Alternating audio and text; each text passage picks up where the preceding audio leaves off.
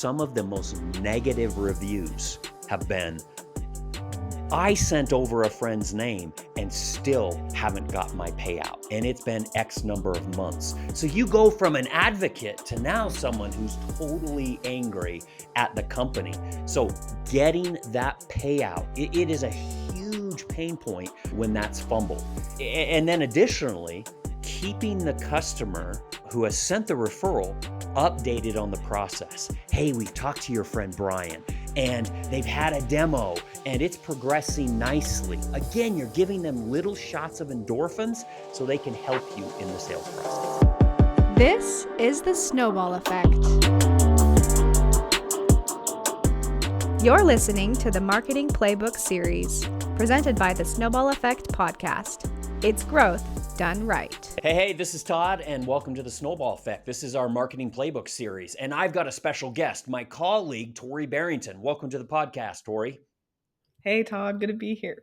Well, we're going to talk about the ultimate guide to referral marketing with a special emphasis on DIY. Obviously, here at Snowball, we can do it all for you, but we want to give you the tools, the tips, the best practices so that you can do this yourself. So you ready to jump in, Tori? Yeah, let's do it. Awesome. Let me just set the stage. So we all know that referrals are important, right? Customers know it's important. In fact, 92% of them say that it is their most trusted way of purchasing something when they are referred by a friend. On the other side, 64% of marketers say it is their number one best way to get leads in the door. The problem is we all suck at it. We've got really good intentions. We cross our fingers. We hope the sales team is going to ask for referrals. We rub a rabbit's foot and we hope that referrals will come in. And hope is awesome, but it's just not a good referral strategy. So Tori, you and I are going to walk through a bunch of the best practices that we can use right now for a DIY referral program. The reason I've got Tori here is she has been writing all kinds of articles and content and doing research on the best things that we can do for a DIY referral program. Additionally, our team here, we've talked to over 200,000 customers. We've had that many conversations. In fact, I just heard from Claire this morning, Tori, that we've got over 232,000 conversations that we've had with customers. So we're going to distill everything from your brain, Tori, and distill everything from the conversations that we're having from customers and introducing 5 best practices that people have got to know. To highlight those quickly, one is to really nail incentives. Obviously, you've got to crush that. You then need to make it easy for customers to refer. Then we're going to go into how to promote your referral program so people know about it and they actually take action. And then also how to track your referral program so you don't go crazy and so you can get the most out of it.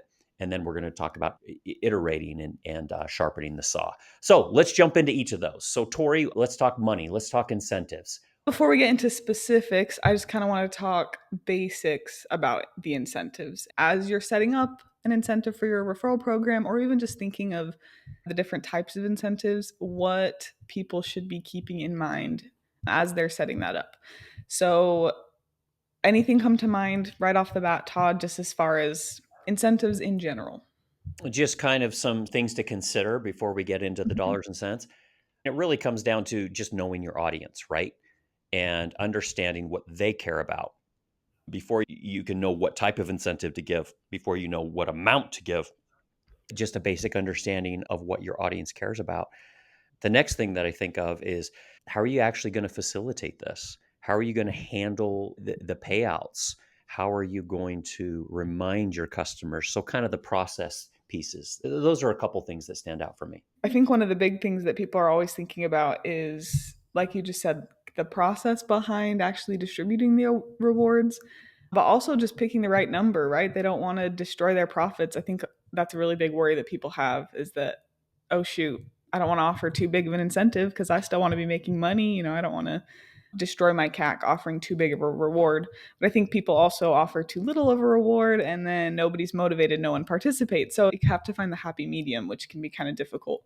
But I think another thing too, like we were just saying, money is exciting. It's fun for people to be getting these incentives. There's a couple different ways that you can set up your incentive system to play on that. So One thing is to have a two-tiered system. So if you're going to offer maybe an initial reward, maybe $20 for the referral itself, and then if they convert into a lead, I'm going to pay them $300. And so that initial $20 reward is going to get them excited, and they're going to be excited that they got that, and it's going to motivate them to make sure that their referral follows through and converts because they want that second rush of the $300. It's going to be more motivating for them. I love that. I was just talking to Christian, and he's one that facilitates a lot of those conversations, those 200,000 plus conversations. And one thing that he said on your point was that initial rush that you talked about with that first incentive.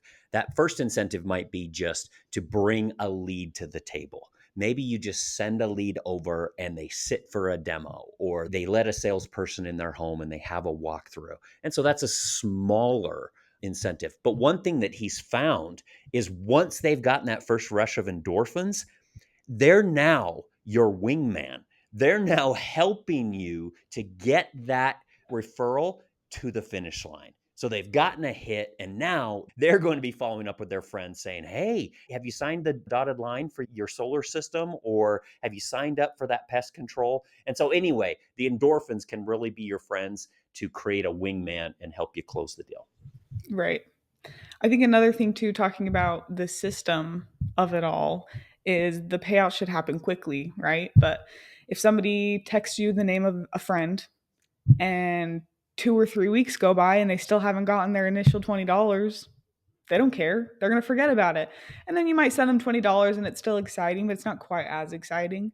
Whereas if within 24 hours, boom, $20 hits their bank account, that's pretty exciting. It's so true, Tori. Alex was just showing me some examples of some of the different reviews that companies will have when they fumble their payout. And what will happen is like you go from someone who's excited about your company and they have sent over a referral. Well, some of the most negative reviews have been, I sent over a friend's name and still haven't got my payout. And it's been X number of months. So you go from an advocate to now someone who's totally angry at the company. So getting that payout, it is a huge pain point when that's fumbled.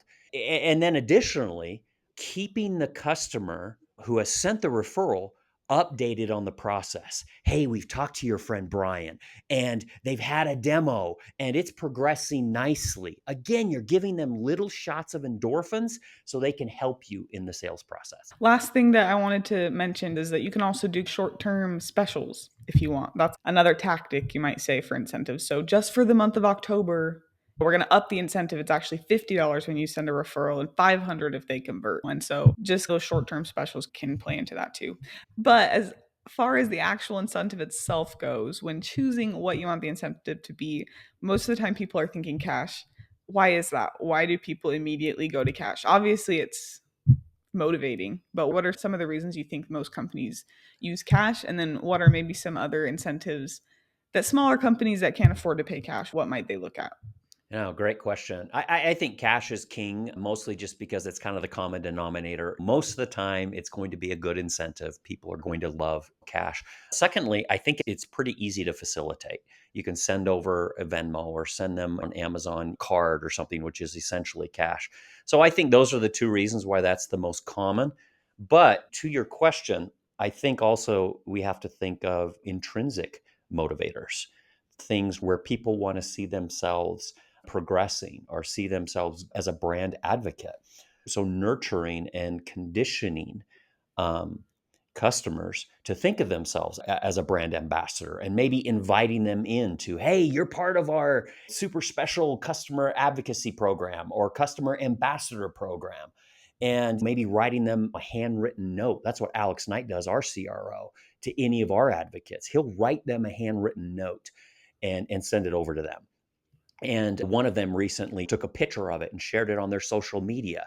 So that wasn't cash, but that was one way to feel important and to feel like, hey, this company really cares about me. So those are some of the intrinsic ideas that come to mind. I think something else too is just access to things, right? And so if you're doing a service like carpet cleaning, you're Next one is free if you send us a referral, or maybe they're going to collect points instead of cash because maybe cash isn't something that's readily available. You don't feel like you can spend, but you can have them collect points and maybe they're redeemable for whatever when they accumulate their points, or exclusive access to something. If you have a certain product and you're launching a new service, maybe they get exclusive access to that. So yeah, there are kind of ways you can be creative. On that, just a specific like a guideline. If you're talking about monetary incentives versus discount incentives, there was this rule about when to use dollars as your incentive versus when to use a percentage. Do you remember what that was? Yeah, I think that was Jonah Berger in his book Contagious. I think it's the rule of 100. If the discount is going to be over $100, then write it out as $100 off. But if it's going to be $15 off, that's not as exciting, but that might be 50% off their next purchase. And so if it's under $100 that the discount is, then call it by the percentage.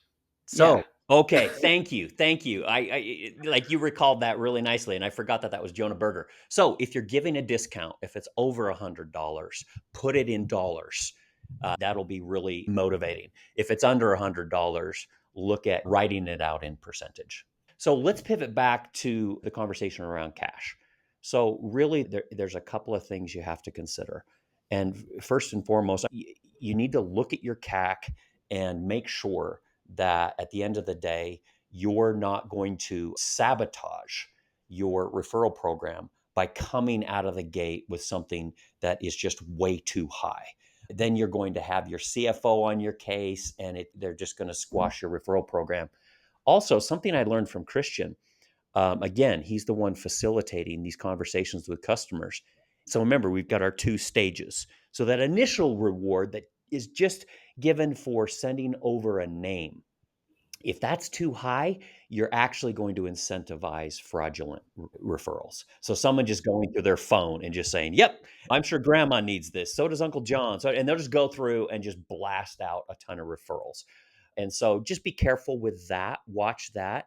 So even though you need to watch the finances, when in doubt, err on the side of a larger payout, especially when the deal is closed. So, as far as the amount of the incentive, obviously take your CAC into account, taking the financial impact into account. So, with those caveats considered and that kind of warning label on there, if you find out that your current CAC, money that you're paying Google for leads, let's say that you find out that that is, $1,000 for the cost of acquisition of a new customer. So consider anything south of that as a potential reward for your customers. Would you rather pay that $1,000 to the robots over at Google, or would you rather pay $800 to your customer? And I think that that choice is pretty clear. Anything else that we need to be aware of as far as the amount of the incentive, Tori? Yeah, I think profit margin is another thing to keep in mind because obviously, when you're thinking how much you're willing to offer, CAC is a big one, but you also need to consider your profit margins. And most of the times those line up. If your CAC is a little bit higher, you probably have a little bit higher of a profit margin because it took somebody a little bit longer to choose you because it's a bigger purchase. Because if you're selling solar panels and so your customer's paying you 30 grand to install solar panels on their roof, maybe after all said and done, your profit of that was $10,000. So, okay, yeah, under $1,000, you can afford to spend that on the incentive because you just made 10 grand from that one installation. But thinking of a smaller company like maybe pest control or lawn care, maybe somebody comes over and they mow your lawn and it costs them, you pay them $20 every time they mow their lawn. Maybe their cost of acquisition is a little bit higher than that. Maybe they're spending a little more on Google. Maybe it's $50 a customer. If they want to be profitable, they're not going to be able to offer you anything over $20 because that's what you're paying them to come mow your lawn. So I think keeping profit margin in mind too is pretty important. Yeah. And so, what should my number be? Well, it really depends on a lot of factors, right? It depends on your industry. It depends on your CAC. It depends on your profit margins. It depends on what's really going to excite your customers. A shout out to you, Tori. You did a really nice write up in our content hub. where you broke this down. And so go on to snowball.com, check out our content hub, click the little tab that says referrals, and you'll see all of Tori's content there.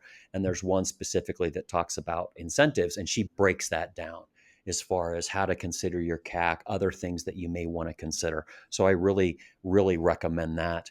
And at the end of the day, I think it's just going to take some experimenting to find out what's really working, right? You launch an incentive program and you're really excited about it. And the feedback you get from your customers is crickets, nothing, silence. Then, okay, it's time to adjust. It's time to try some different things. And the last little thing that I'll say is, I mean, we said error on the side of more exciting, right? More of a payout. If you're having issues internally selling that idea, then go to your executive team, go to your finance team and say, hey, can we just try this for a month and put a sunset on it? And you're going to find that internally, you're going to have much better luck actually getting that referral program approved. If you say, hey, we just want to try this for a month, we'll treat it as a special, then we'll sunset it and we'll analyze, iterate, and we'll talk more about that here in a minute. But let's talk about the next one, Tori, which is out of all of our research that we've done, we have discovered that customers prefer things to be easy. Walk us through that one. I know, isn't that surprising? Didn't expect that one. Yes. So, according to Nancy Harhut, one of the quotes that I really like from her book, Using Behavioral Science in Marketing, but she says, and again, it's obvious, but your customers and prospects have the natural tendency to go with the flow or the suggested or easier choice. And so, take a second and kind of think of the most complicated possible way you could get your referral program out to people. Like, let's say a customer goes to your website, and then they have to look in the footer, click a button that says About Us, scroll through the About Us page, click on a button that says Referral Program. Then there's a button that they click and it goes to a form. Then they have to fill out their information, click Next. Fill out their friend's information, click Next. Fill out some extra questions, click Next. How do you want to receive your payout? Click Next. There's just so many questions. You're going to lose people. That's That's not right. Like easy. joining your referral program is a part-time job now. They've got to do so much Right. work. That's not worth it. And so I think just making sure you're erring on the side of as easy as possible. Obviously, the easiest option would be you text them and they text you back. Here's my friend Joe. His number is, and that's it. Obviously, that's the easiest. Just tracking can be kind of difficult that way. Getting the text into a spreadsheet, whatever, that can be kind of hard. But any other options, Todd, that people might consider for the submission part of it? Yeah, first I got to underscore what you just said. It's one thing that we do really well here at Snowball, and we want people with a DIY program to replicate it, is using text. For a lot of people, you can have them come where you are to join your referral program, or you can meet them where they're at, and that's on their phone right in front of them. So that's the easiest way, just to underscore and emphasize what you just said. The other thing is have a web page that gives them all the details so that when you send them a text, you can go right to a landing page where they see the details, they see the conditions. It's super clear. So maybe this is a web portal, or maybe this is just a web page. Also, in your newsletter, you might have a little form there. This is something that maybe they're getting every week or every month, and they've got a nice form there. And remember, keep those forms simple. And you're going to have people creeping in from all over the org saying, hey, what on that referral program, I also want to know who their cousin is. And it would be really helpful if I knew their salary. And it'd be like, you're going to have people making requests from you from other departments saying, ooh, we want this data. Keep that form simple. We really recommend two fields: get their name, get their number, or get their name, get their email. Every new field you add on there, I mean, this is just marketing 101. You're going to lose 5 to 10% of people for every additional field you add on there. So that's what I would recommend, is website, newsletter, and these forms, and keep those forms super simple. I love what you just said. Just those two very simple fields for them to fill out.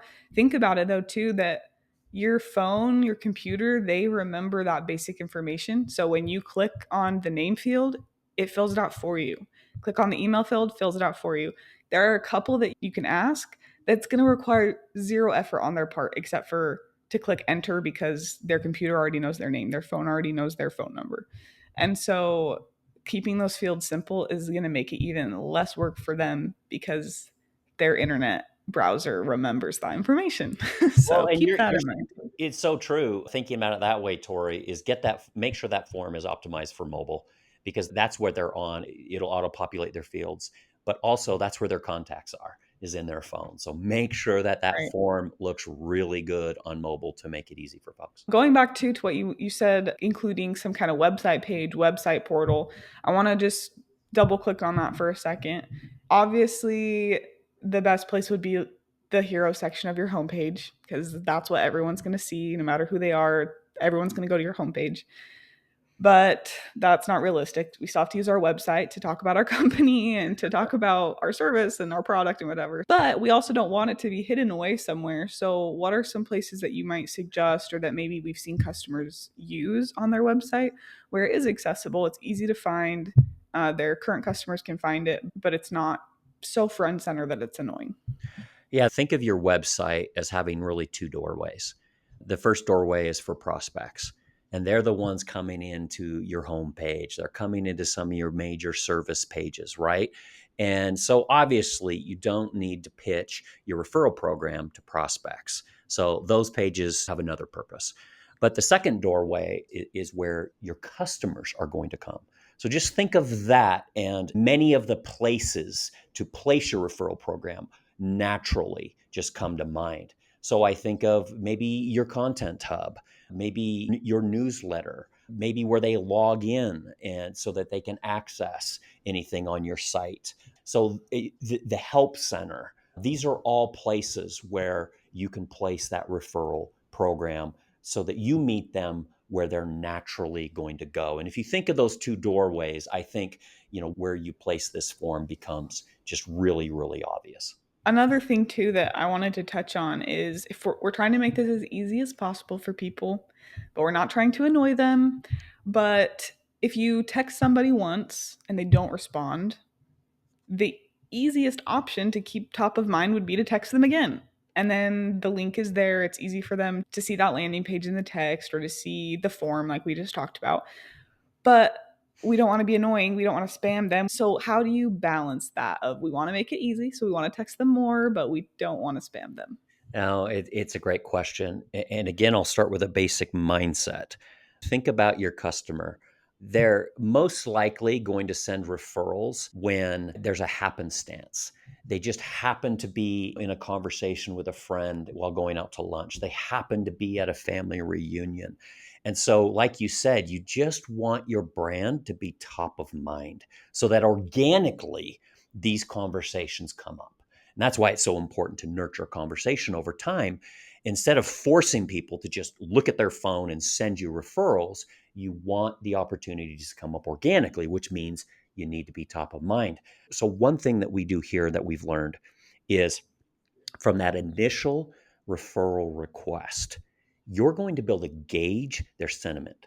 If you ask for a referral from a past customer and their initial thing is, F you, I wouldn't refer you to my worst enemy or something like that. Okay, this is probably someone I shouldn't pester anymore. They're a detractor. Great. Let's try to resolve their concern and see if we can flip them. But you're going to see from that initial response whether or not they're a potential advocate. If they say, "Oh, I love you folks," and no one comes to mind right now, that's an answer you're going to get most of the time with your first outreach is, "Oh, let me think about it," or "No one comes to mind right now." Okay, that's a really great response. Saying no, I don't have a referral, or not yet, that can be a really good indicator of a good sentiment. So that means they're going to be more open to follow up. And that's somebody that I think you can respectfully remind them so that when they are out to lunch with their sister, then you're top of mind and they can bring it up. So that mindset and that application is what I would recommend. So let's pivot over to one of my favorite things, which is how to promote your program consistently. How do you get people to just remember? How do you get your referral program in front of them? We already touched on this, but one of the best places to do that is on your website. Another great place is just consider every touch point of your customers, whether that's text, email, newsletter, anything else come up, Tori, as far as other touch points or where we could promote our referral program? Yeah, I think you mentioned the basics: texting, email, newsletter. Those are kind of the basic ways we're going to communicate with our customers. But I think there are ways that we can create our own fun way of communicating. And so if you maybe send gifts on their birthday or something, you can have a little card in there that mentions the referral program. Or like you said before, Alex sends handwritten notes. So that doesn't just have to be thanks for the referral. You can send handwritten notes to them reminding them about the referral program. Maybe it's been a month since the installation and you send them a note like, hope the first month has been great, and remind them about the referral program. Another thing is sending them swag, and that keeps your company top of mind as well, even if the swag just comes with a little sticky note that has the link to the referral program on it. But those are kind of other ways that I think we could communicate with them in a more fun way that's not maybe the natural ones that we think of. I'm a huge swag fan, so I love that because if you can find swag that they'll actually wear, I mean, you talk about something to really instigate an organic conversation with other people, like, oh, I love that hat. Who's that company? Or something like that. And it really gets the conversation going. Another thing we found is shout out your customers on social media. Do a little spotlight of them, tag them on social media. And that's a really good way to re engage with them. But after you do all of these things, you can't forget to do just the most basic thing. And sometimes we see companies just hesitate to do this, and that is ask for that referral. So maybe you just sent them some swag and you're like, oh, no, no, no, no. I just want those referrals to come in naturally. Maybe they just left a review for you. Oh, that's a good time to ask. And don't be afraid to say, thank you so much for that review. Is there anyone else that you think we could help and treat them as well as we treated you? So you've written about this, Tori, about the best ways we can ask. What are some of those best practices that you've found?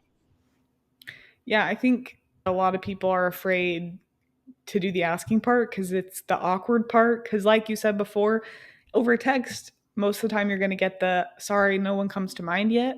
In person, you're going to get the same thing. And so, no matter the way or the form of communication, that's the regular answer. And so, there are some best practices, things we can do to just make sure that's a positive experience regardless of their answer. And the first one is just to identify the right timing. So, you just mentioned if they left a review, that could be a really good time to remind them about a referral. Going back to Jonah Berger and his book Contagious, a great book, but he says one way to generate word of mouth is to find people when they are already fired up.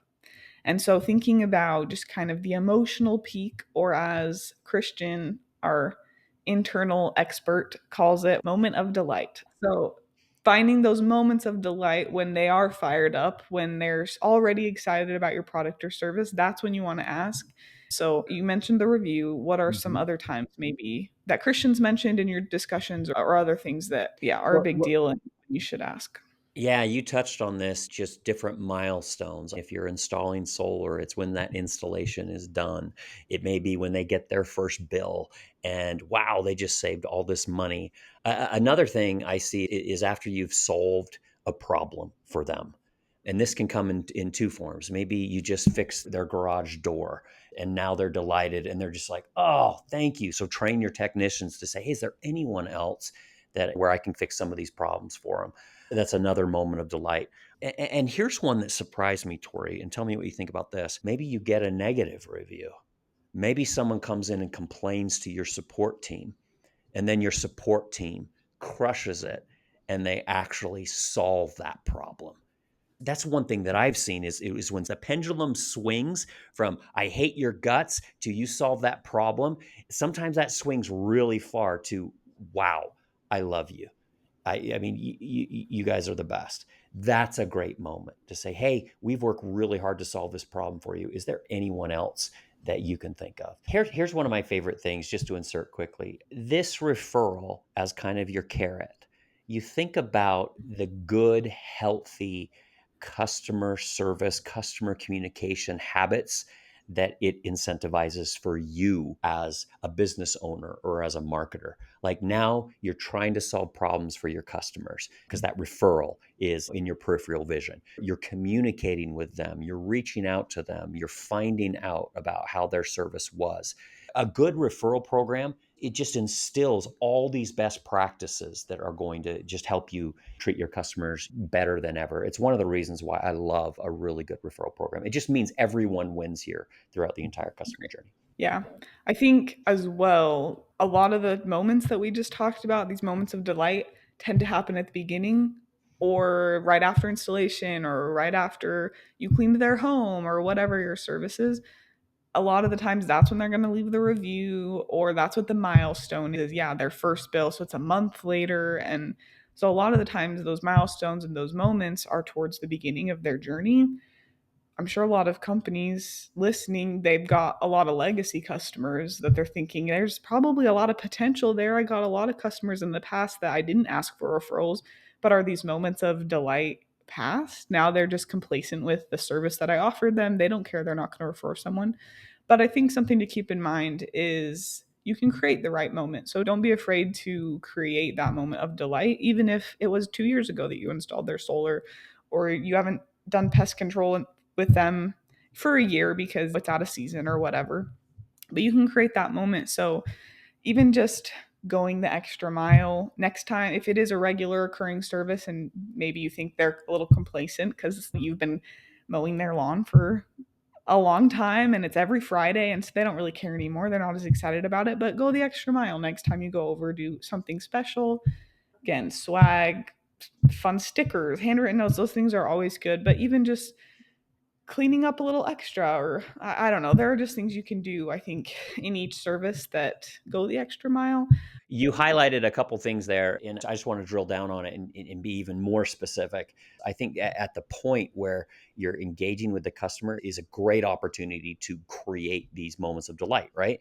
So, like you said, let's say you come in and you fix someone's toilet. Well, what if you clean up the entire bathroom and surprise them? You leave and it's cleaner than when you got there. Let's say you fix someone's garage door, and then the technician does just a quick video on their phone to say, hey, this is what I was able to do, and let me just show you a couple tips on how to maintain this, and then they send that to them the next day or something. Like, these are just extra mile things that you can do at the point of service, where I think you can create those moments of delight, and then train that technician when they see the sparkle in the customer's eyes to say, hey, is there anyone else that I can do this for?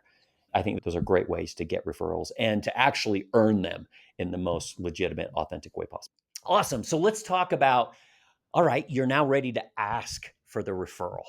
So one thing that we've learned about customizing that ask with our 200,000 conversations with customers, we've learned a few things, and it's this crescendo of effectiveness, right? So let's say the company reaches out to somebody and says, hey, would you like to send us a referral? All right, meh, that's pretty good. You may get some referrals off of that.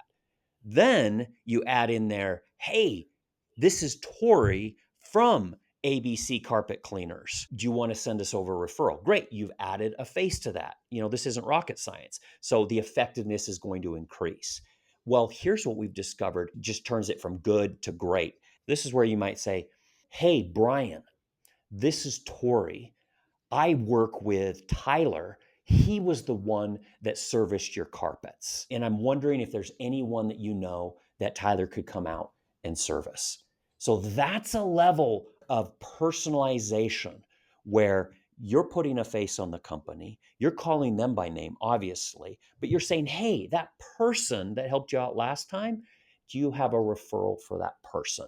That level of customization is where your referral rate just goes sky high. You wrote a lot on this, Tori, about you can bake a lot of these best practices right in your template, right? Yeah, I think templates are a double-edged sword, so making sure that you're using them correctly. But we, on our website and our content, have a couple different referral request templates that you can have access to and customize for yourself. But the templates only work if you're still customizing them. And so I think you can bake the idea into the template, especially the pattern or the format of it. You want to start with their name, then you want to introduce yourself, introduce the sales rep that helped them, the service, the whatever, and then mention a specific detail. Maybe throw in the holiday that was last weekend that hopefully you had a good weekend. I mean, there are things that you can in the template list out and put in parentheses, mention this here, mention this here, mention this here. So it's good to have a template so you don't forget to include the best practices, but you don't want to have a template that's just, hi there, this is Tori. We helped you last week.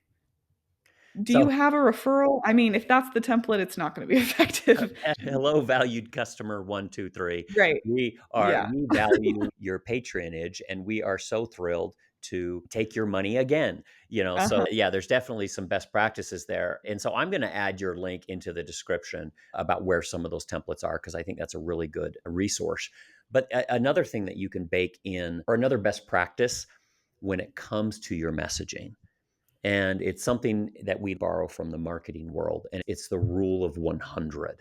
And basically, it's an aspirational goal that says keep your email correspondence, keep your email message under 100 words if you can. Sometimes that's really hard to do, but that's your goal. When it comes to text, keep it under 100 characters. So let that be a little bit of a guide to keep this concise, keep this to the point, and you're going to increase that response rate because your customers are actually going to be more likely to read it. So just something to remember there. And then I want to I just got to touch on this. If there's any hesitation, though, you just really want to back off and not pester people. These are your customers. They're the best asset you have as a business owner. And so obviously you don't want to pester them.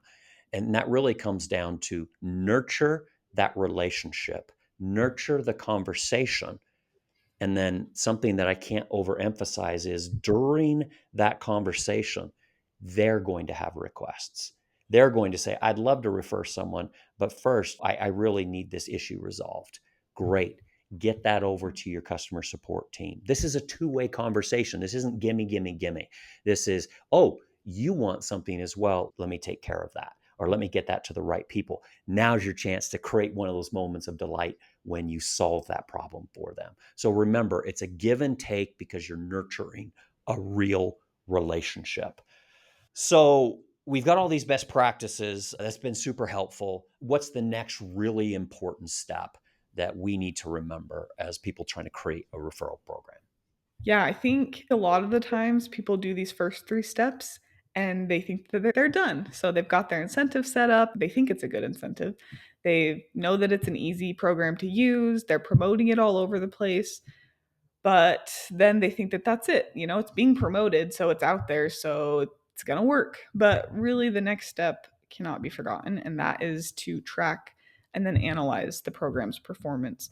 And so a lot of people don't think that this is important because, yeah, if your program is running, then your program's running, right? You're going to get referrals. It's all good, but there's no way you can iterate or improve or know if the program is effective if you're not tracking it, right? There's no way to know if your $100 referral incentive is actually motivating to customers. There's no way to know if the referral payouts are going out on time. I mean, there's a lot of things that if you're not tracking, you're never going to really know how effective your program is. It gets chaotic because there is a lot to track. And so, in a second, we could kind of talk about the DIY part of it, how you might go about doing it manually.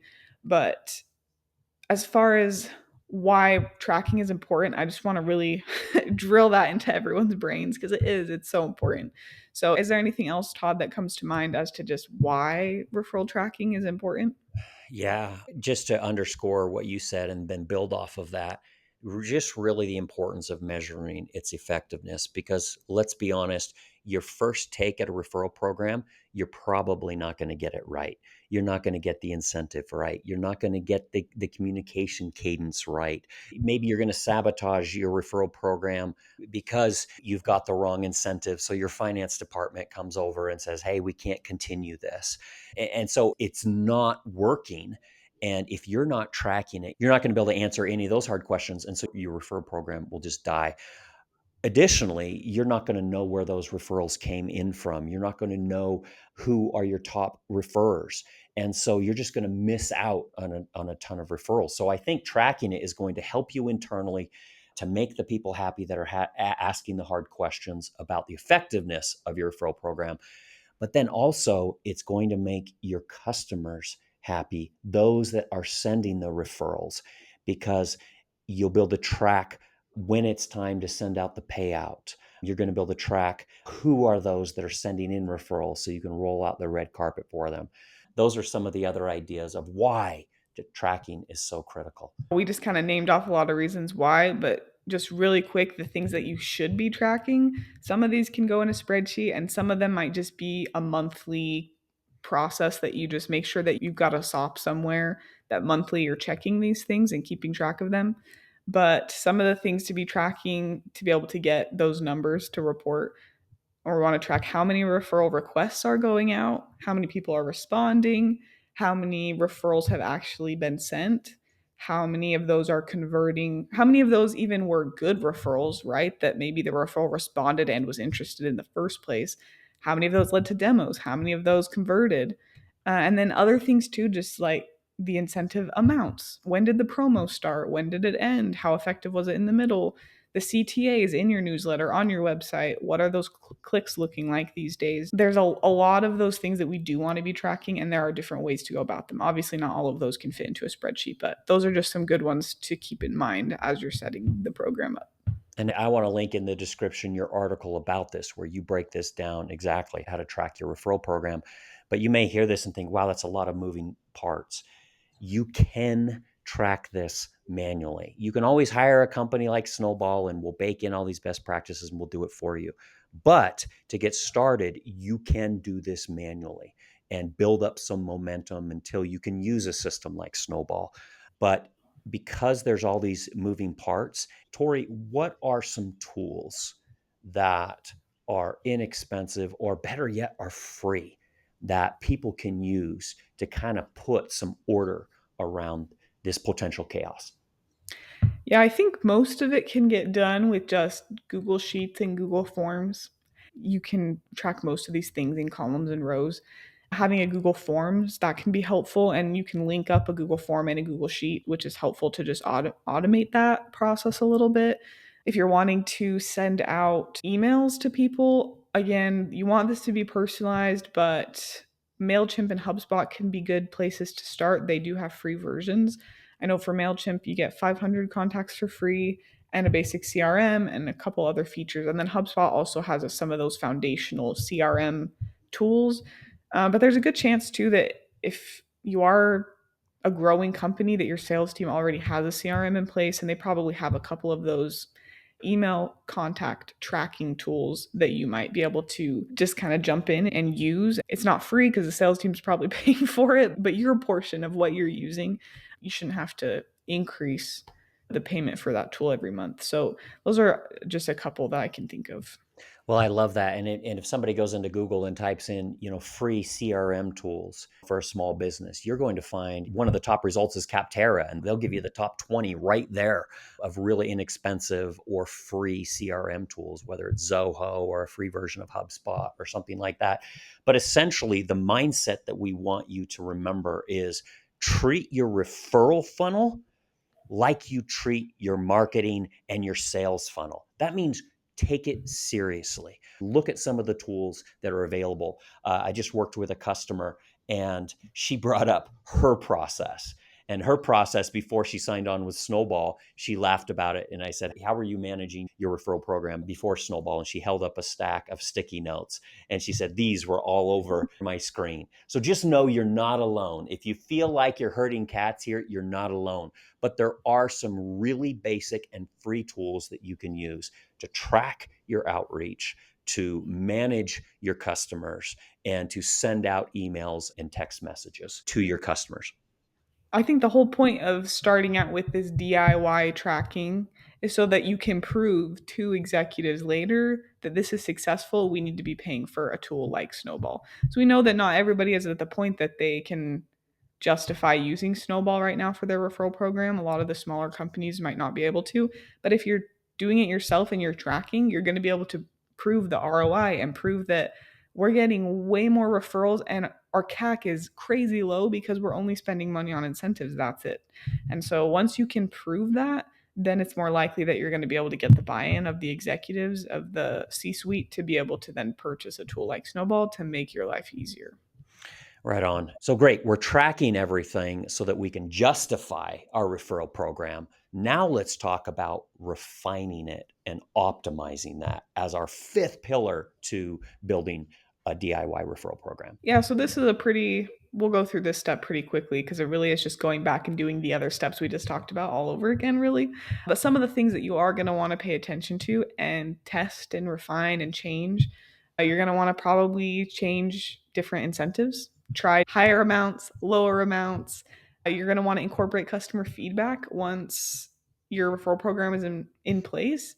You're going to hear about it. And if you don't, you can always ask. But if maybe you have repeat referrers that you're getting a lot of referrals from the same person, ask them if it's easy or how it would be easier for them to submit a name, or if they've got any feedback, then implement that.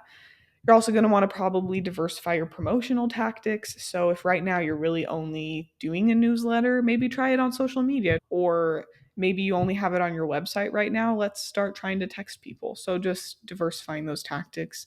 And then, of course, streamlining the process, trying to figure out any possible ways you can to make it more easy. Once things are in place, you'll probably realize that that button is probably not necessary. We can link that together differently or whatever, and that will help. But obviously, things are always changing. And so if you're going to get value out of your referral program, like I said before, just have a monthly stop that you're going to go through all of these things every month. Just double check everything, look at all the numbers, and then decide if something needs to be changed for the next month. I love it. So those are our 5 ways that you can actually crush it with a DIY referral program. And that is nail your incentives, understand the human brain, and iterate and discover what the best incentive is for your customer. And then also just make it easy for your customers. Just get out of their way. Find ways to remove those roadblocks so people can understand and people can participate in your referral program, and then promote it. Make sure it's getting in front of people where they're looking at your website, where they can easily find it, but also meet them where they're at and make sure that you're promoting effectively and consistently. And then track this. Track it so that you can justify your referral program, so you can improve your referral program, and just so that you don't go crazy from your referral program. And then finally, just that mindset that you left us with of iterating. You're not going to nail it on your first time. So iterate, refine, and improve your referral program until it becomes a real driver of new business. So that's it. Tori, thanks so much for letting me pick your brain. Thanks for all the stuff that you've created. And thanks for joining our podcast today. Yeah, anytime. Happy to help. I love it. So I'm going to include in the description all the resources that Tori has created so that you can actually just crush it with your referral program. She's got the ultimate guide to a referral program PDF. She's got articles with templates and point-by-point instructions on how to create your incentives, all the things that we highlighted. So go there and use that to build out your referral program. At the end of the day, referral programs, they don't have to suck. They don't have to drive you crazy. They can be intentionally done, and they can consistently get new customers that are really going to help you grow in the most authentic and the most sustainable way possible. And that is with a legit and a high-performing referral program. So we hope that was helpful, and thanks so much for joining the Snowball Effect, the Marketing Playbook series. We'll see you next time.